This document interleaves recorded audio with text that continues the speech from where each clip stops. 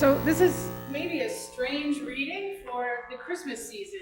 You know, it's not very angel-y, it's not very shepherdy, it's not very magi-y.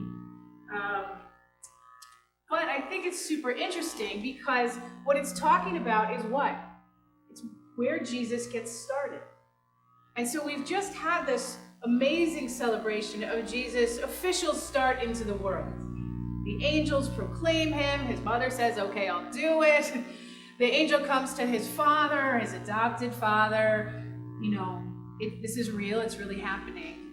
And Jesus is born. That's an origin story.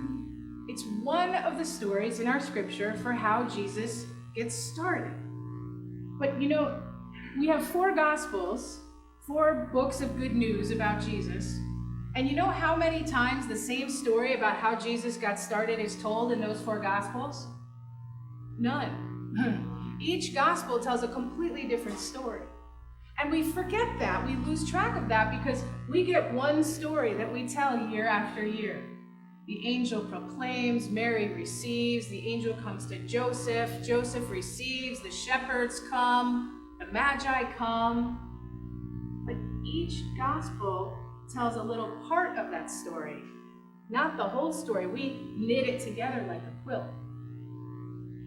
Why is that? Well, because after Jesus was born and lived into manhood and became a great preacher of this new gospel, his followers each took a different part of the message that was important to them and brought it into their communities. And I don't know, having just visited with your families, if this happens in your families, but I know it happens in mine, each one of us tells the stories a little differently, don't we? We've all been in the same places at the same moments, but you'd never know it from the way we recount the tale.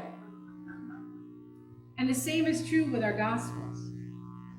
They're all true, right? There's truth in every one of them, but the truth is a little different for each one. In one gospel where we have a story of Jesus' birth, it's important to note that there were kings, magi, you noticed. In another gospel where we hear its story of Jesus' birth, it was important to notice that it was shepherds that came.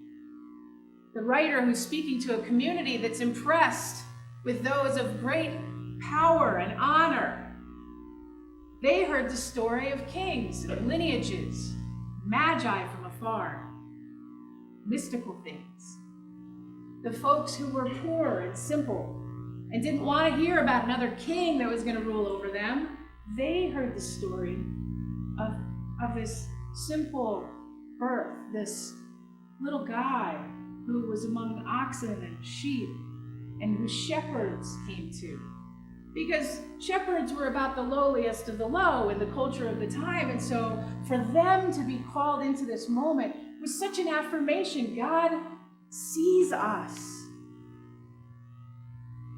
That in another gospel, there's no birth story at all. It begins by saying, in the beginning was the Word, and the Word was God. The Word was with God. Right? And in another gospel, it starts with, well, the work of ministry. How do we do this together? Which one is the right one? Well, if we want to have that conversation, we probably need to talk about the 32 other Gospels, because there were at least 36 Gospels that we excluded from this book when we put it together. And how did that happen? Well, because, you know, some communities are more important than other communities in some people's minds. So maybe the Gospel of Bridgeport didn't get included, but the Gospel of Madison did. That's how this book came together. There are way more stories about Jesus and about who he touched and about how it worked and about who picked up the mantle of this gospel and spread it than we could ever keep in one book. There are more stories about how the gospel of Jesus has spread in this church and in the lives that you've touched than we could ever keep in one book. That's the magic, right? That's the mystery that God comes again born into each of us in our own time and place for just the reason God needs. And it becomes our job to make sure that the manger is ready. It doesn't have to be a big important hotel inside us, just a little spot, just a little manger open for God to be born into. So that Spirit can live in us, in our lives, and who knows what may launch. It's not just these 4 versions, it's all of our versions and all the thousands of other people that have gathered around the world. In fact, even the folks who are out in the woods saying, I'm closer to God when I'm out here fishing, yeah, them too, us too. Jesus is really born again, over and over. And what's the other important part in this passage for after Christmas? Well, in my mind, it's the beginning. How does this begin in us? It's also who our friends are. John the Baptist is a weirdo. He's out in the world wearing weird hairs and eating locusts and drinking honey and what? Weird guy, right? Those are the trappings, though, of a prophet. So at the time when people heard that John the Baptist was dressed like this and eating this, they knew, this guy's a prophet. That's what Elijah used to do. This guy is somebody who has given his life to God.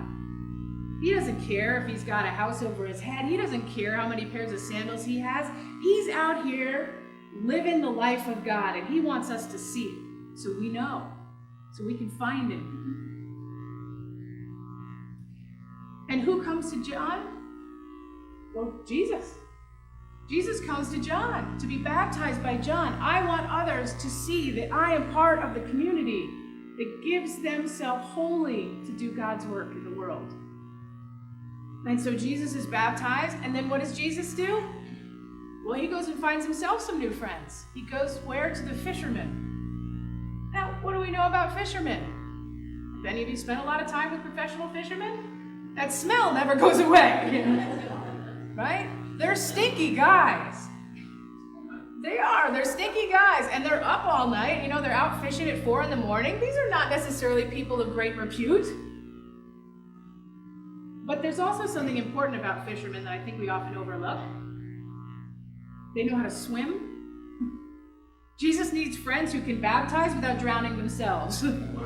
I think that's an important piece. But they're also workmen. They're guys who are out there working hard, understand what it is to live in a way that separates you a little from your family, because your family is still sleeping for several hours after you get up, and you're going to sleep again before they ever do. So they're guys who are used to living a little bit apart from the world. Who we choose as our friends tells something about us and who we can become. Because if we say we have a goal in the world, like giving ourselves to God's work, we need to be sure that the people we call to have around us are people that can help that happen, and not people who become obstacles in our way, right? I don't know about you, I often let my friends choose me. I'm not very good at going out and seeking a friend. And it's a funny thing in the church search process, because it's like internet dating. You put together your profile, the church puts together their profile, you look at each other's profiles, you wink at each other, the swiping right and left occurs, and then you date. And it's a weird thing, because I, as a pastor, as a person, it's not normal for me to reach out and say, you're gonna be my friend, I choose you. But in the church shopping, you have to do that, Do you like me? I like you. Will you choose me? Because I'll choose you. Jesus, the beginning, was a time where he had to figure out who he was going to choose. Who are the friends that will come and not be obstacles, but come and be part of this movement with me? And as you see, as the disciples kind of live their lives along the way, and the rest of the stories that will come in the weeks ahead, his choices were, mess a mess. Which is good for us, because it shows us that even the ones that Jesus himself would choose to be his friends, be in this work with him, were people that were really imperfect, really broken. I mean, Peter gets a lot more wrong than he ever gets right, and Jesus says, you're the rock I'll build this church on, right? I won't say anything about what that means about Catholicism, but humbleness. Humbleness is good for us all. Our origin stories are important. Our family and friend stories are important. The communities that we come into to keep our stories alive are important. When we come together at the holiday time and we retell the stories of our families, we just did that yesterday. Who remembers the story of, oh yeah, I know that story. Wait, that happened? I didn't know that happened. That's part of the Jesus story too. And we each hold a part. Because as the friends and family of Jesus, the descendants who keep this story alive today, we know little bits, each of us, and none of us knows the whole. But when we keep coming together to share the story, right, to tease it out from one another, to help each other live it together, it knits us into the fabric in a reinforced way. So that even on the days where we look across the room and think, this is not where I thought I was going to end up in life. Even on the days where we look across our lives and say, these aren't the people I thought I was going to end up with in life.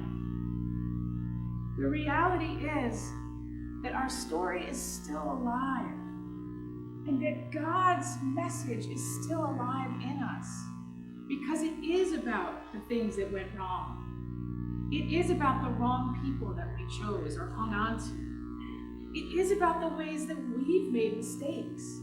That's all part of the story of who we are and how we came to be, and what we're handing on to the next generation. There's never been a time when it's been perfect. Jesus' family was broken. We don't know what happened to Joseph. We just know he probably wasn't the guy that got Mary pregnant, right? And then when we have a story of Jesus at about 12 years old, he's just about bar mitzvah age, they lose him. One part of the family thinks maybe he's with the other part of the family. They're coming back from the temple. Where's Jesus? Isn't that the typical family story? I don't know, I thought you had the kids. There's brokenness and mistakes. There's the time when Jesus was starting to preach and his family turned up and they called him crazy. They were mortified by him. They went to go get him and bring him home. He's nuts, don't listen to him. We're so sorry. I know it was good when he made the wine, but this is no good, I'm sorry. Right, we'll take him home, and Jesus says, you are not my family.